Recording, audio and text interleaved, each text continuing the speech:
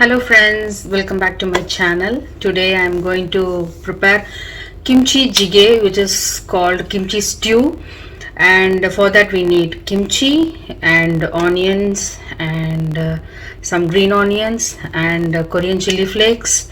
That's it, the simple version, and some tofu you need. So let's get into the preparations. And one thing I should give you a tip is, if you are a vegan or vegetarian, don't go for traditional kimchi because it has some meat or fish or something like that inside that.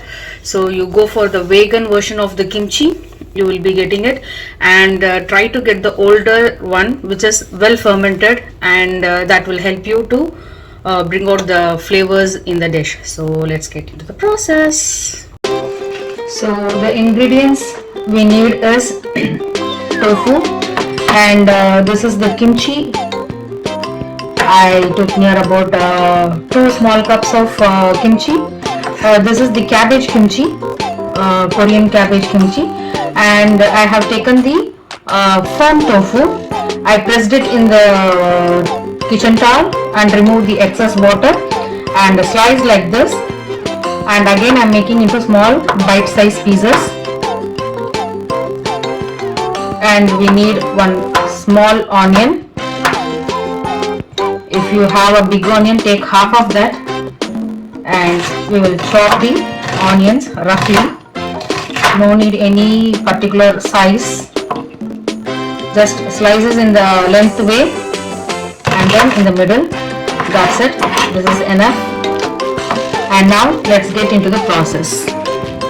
So take a heavy bottomed pan, and we will be adding little bit of sesame oil in that.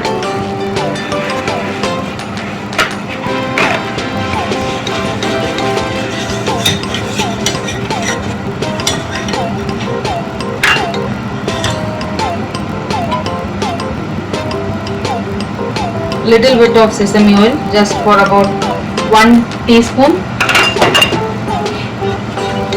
and add the chopped onions in that.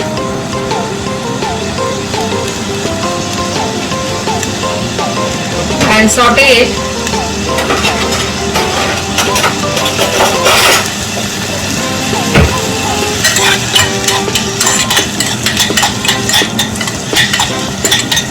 Once it is partially cooked, you can add the kimchi.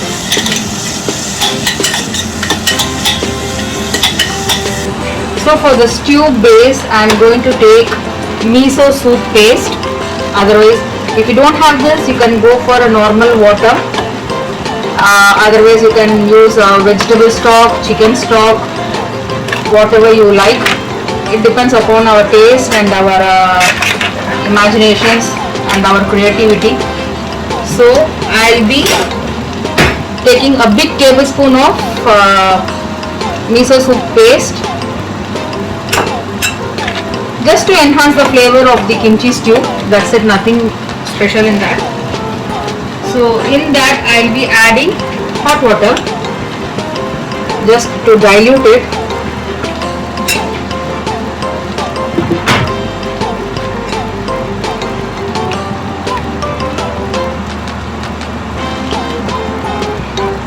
This is available in all Asian grocery stores. You can look for miso paste, miso soup paste. This paste can be used for noodles, sauces, or it's written here. It's great for soups, sauces, marinades, and ramen noodles. So I am preparing this. Meantime, on the gas stove, the onions are being sauteed, and it is getting cooked well. Now, within few seconds, I will be adding the kimchi. And one more thing I forgot to tell you is, you can add these pepper flakes to spike up your spices.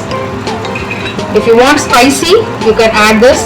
Otherwise, you can completely skip off the pepper part. Sorry. So this is ready, and Now we'll go to the stove. So now I'm going to add the kimchi.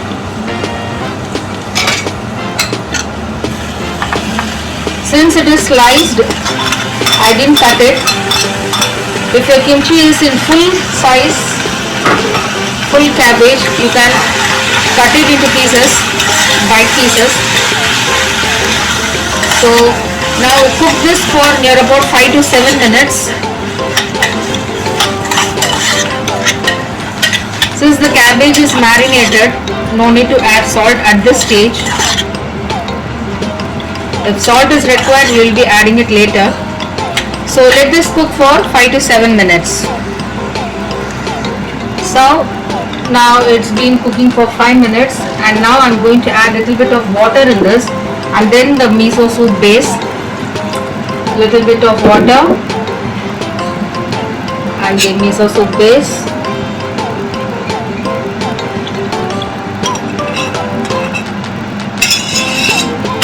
And add little more of water also.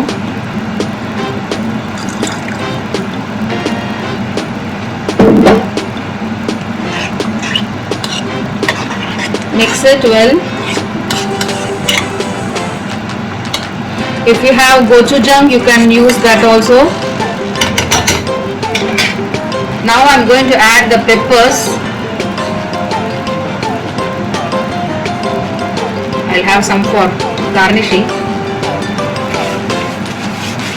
Peppers and green onions.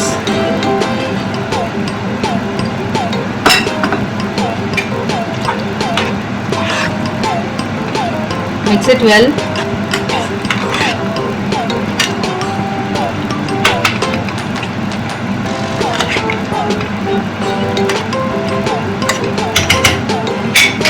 Now I'm going to add little bit of salt.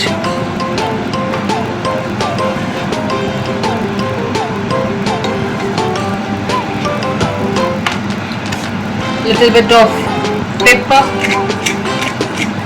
crushed black pepper.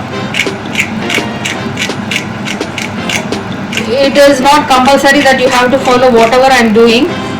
It purely depends upon your taste and your creativity. So now little bit I am going to be adding the Korean chilli powder, which is Gochugaru.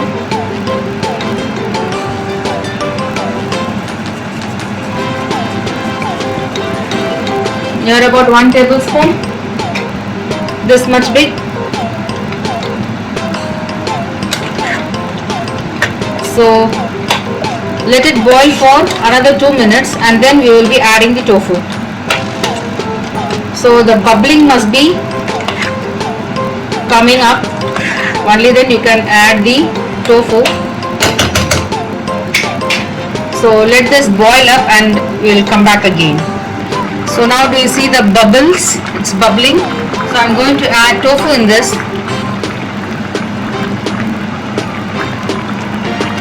It is better if you use a wide pot.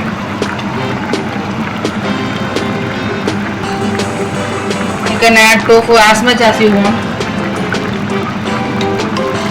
Even though I have some more pieces left, I think this is enough for this proportion of stew. Let it cook a little bit more, and we will be adding the final green onions on the top. So it's bubbling up. Instead of tofu, you can add egg also. Just break egg in this and add this. If you are a meat eater, like if you want meaty version of this, you can add pork belly or minced pork in this. When you have to add all those things is when you saute the onions. Once the onions are sauteed, you can add the pork belly. Select the pork which has the fat content, and then you can use that portion and saute it well, and then add the kimchi, and then the remaining process is as the same. And you have to add little bit of tofu, and if you want egg also, you can add egg just break the egg. As I said, you break the egg and pour into this. Otherwise you can have fried egg also as a side dish, and this goes very well as a soup also. If you just want to eat a soup based food meal, you can directly eat this. Otherwise it will go very good with the rice, white rice. So you have to scoop a little bit of soup, drink it, flavor it, and then add the kimchi and the remaining items in the rice, mix it, and you can have the rice. So it is bubbling well. I'm going to switch off the stove. I'm going to add green onions and the remaining red peppers. A little bit off with this. And for the final touch, again you can go little bit of sprinkling the Gochugaru, and your kimchi stew is ready to have.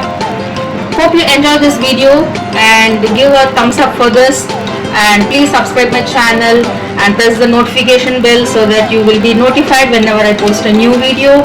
Show lots and lots of love to my channel, and please post your feedbacks, valuable feedbacks, diamond feedbacks on the comment section, and hope you enjoy this video and enjoy this recipe. Please do try this at home and tell me how that tastes for you. Okay then, bye bye. See you guys in the next video. Have a good day.